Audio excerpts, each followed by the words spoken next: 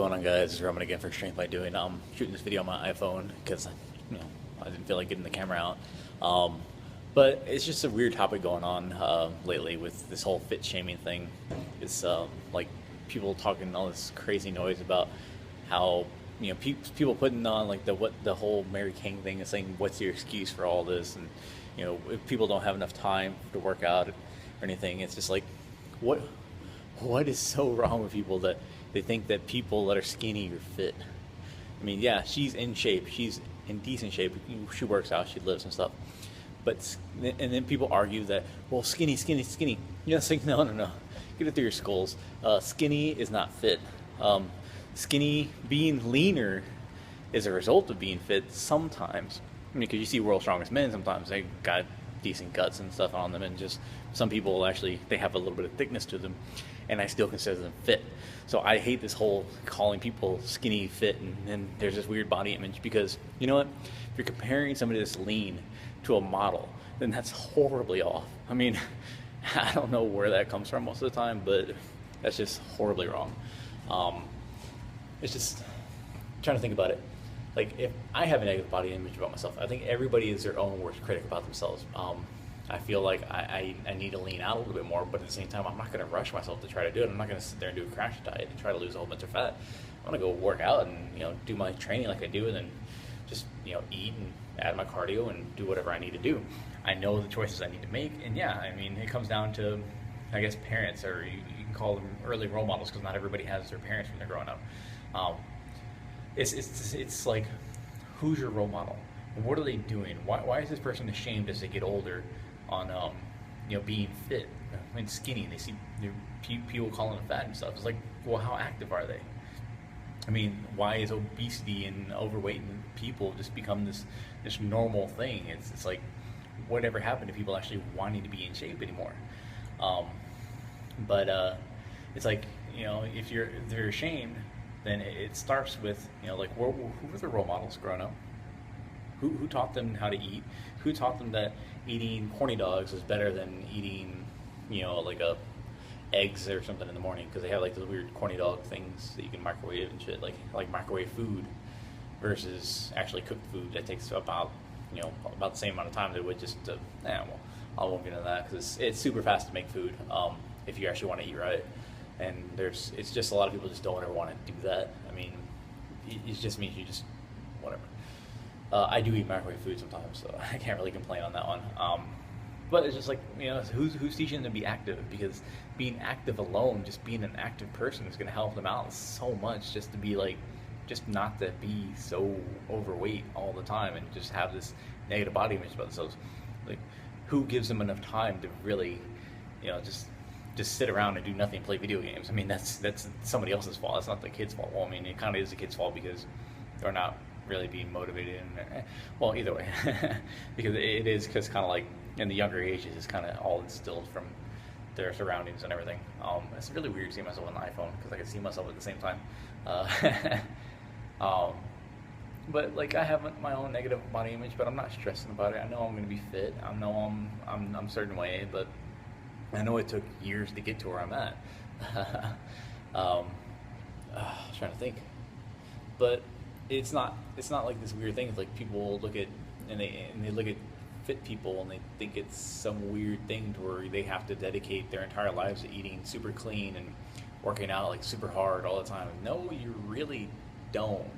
You can just clean up your diet, maybe count your calories a little bit, just to kind of understand what you're eating.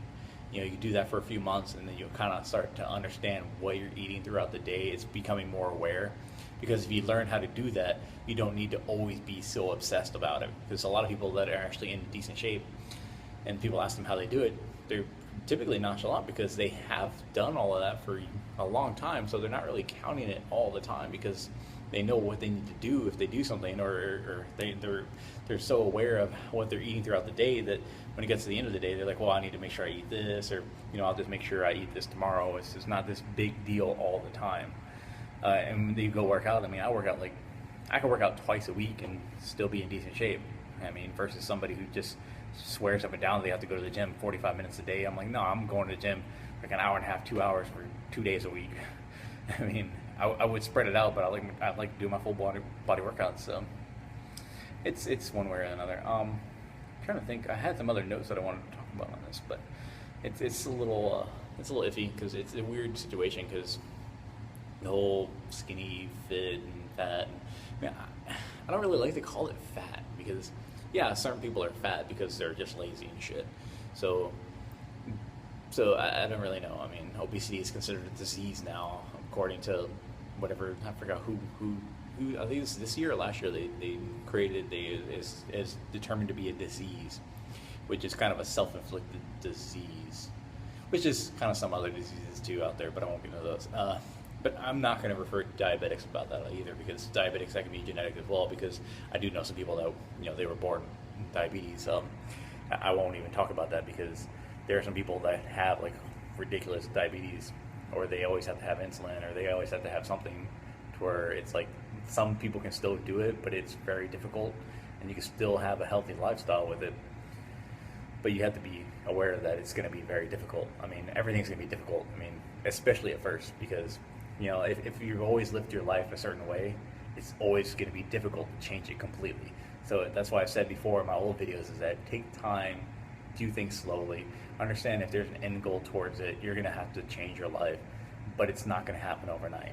Because if it happens overnight, you have just minimal amount of willpower, and just like your willpower is limited. So you want to get in shape, you want to start working out, and you're maybe 100 pounds overweight or whatever, or if you think so, well, you know what, start tracking your calories or start working out. But don't go on a diet and start working out at the same time. Track what you're eating. You know, just start tracking it, just trying to get an understanding of what you eat on an average daily basis, you know, maybe a weekly basis, and then divide by 7, or, you know, however they do it, because some people eat heavy one day and then light one day, and it really doesn't fluctuate too much. But like say 2 weeks and average it out, and then split, you know, divide that by 7, and do that for a couple months, and just kind of get an average of what you're eating normally, but also add it in your workout. Because if you cut your calories and start exercising, you start having this weird calorie gap where you're going to be like, well, I'm going to eat this much fewer calories, and then I'm going to work out. So your body's draining. That's when people get really sick, like really fast, when they start working out and they start doing all this calorie cutting bullshit. So just be careful, you know, change one thing at a time, and change your mindset first, and then, you know, just write down your goals. And if, I mean, if you want to have a 6-pack or something like that, don't do crunches. Just like, don't sit there and think that every day you're gonna work your abs. I mean, yeah, you do core work, but you don't want to do crunches all the time. You know, you do squats, deadlifts, and just like different things where you're actually using you're loading things, you're just moving things every day. Think about bracing it. It really starts to your core. It's not just your abs. It's your glutes, your hamstrings, lower back, your hip flexors, your side, your abdominals, yes, of course, and you have your obliques and everything. Just like, it's all there, but people always focus on the front of their bodies, that like they always forget all the backside. And if your glutes are misfiring, you have lower back pain, you have tight hamstrings, and all this crazy stuff. I had to help people at the gym, an older guy, just figure out that it's not his hamstrings that are tight that makes his lower back hurt. It's his glutes that aren't firing. It's just like, if you're not firing right, then your hamstrings are overworking, and you start putting a strain in your lower back and everything like that. But I mean, it's just like, I think the whole fit shaming bullshit is like, people are just not aware. You know, do your research. You know, watch my videos, watch other people's videos, and learn that it's not necessarily like, yeah, some people get into like how you know, like it comes down to you know, learning how your body works and how the body should be functioning naturally. You know, how a real squat is in the woods. You know, like taking crap in the woods is different than taking crap in society, where you're sitting down at like a half squat and you're not going all the way down. Your body loses that mobility. You start getting tight hip flexors from sitting at a desk all day. Your lower back hurts and everything because your glutes are no longer firing, because you're always sitting down and on your butt as opposed to using your butt. And it's just like all these crazy things that like people don't understand, that it's really their own faults a lot of times. It's actually, it's just like, it's something that I had to learn as well, that I'm still learning all the time. It's not about being fit or anything like that. It's about being human and learning your body, and all that other stuff comes with time. and however your goals are, that's going to come as well. So I'm going to go ahead and end that there. I'm ranting on. It's like it shows me like 10 minutes almost. So follow me at strengthbydoing.com. That's my blog. Facebook.com/strengthbydoing. That's where I put all these posts and everything, as long as like quotes and different things from other people.